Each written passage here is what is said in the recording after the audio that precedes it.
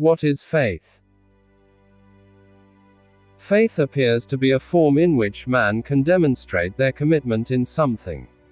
That is, faith is to show that the heart has yielded to this thing, and formed a trusting bond, that it shall do what it says it shall do.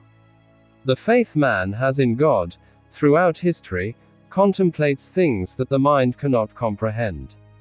Yet still, the trust formed through Christ makes it clear, though the heart and mind cannot contemplate what has been promised by God for believers, the soul walks in the faith of this promise, through the believer's faith in the Word of God.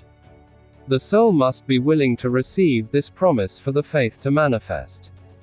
The soul is what forms our contact with God, for it is spiritually within us, and is how we perceive spiritual things.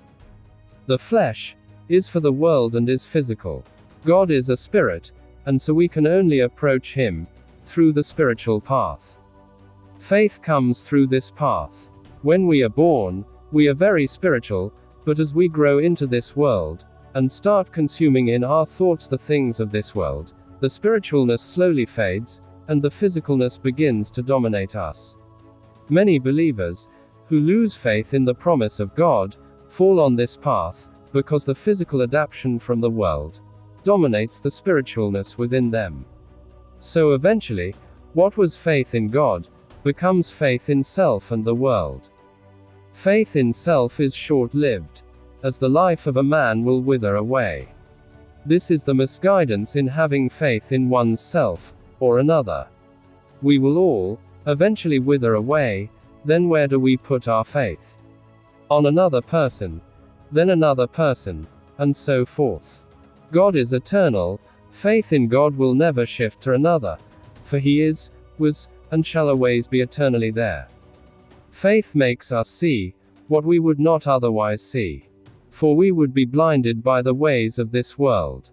The Lord opens our hearts and our minds to see the truth of life. That we do not fall under a big bang of an accident. That we were created for a purpose, and that before this earth plane, there was a Creator, a living Creator, full of life, and a life giver, who wants us to keep our lives eternally with Him, as it should have been in the beginning.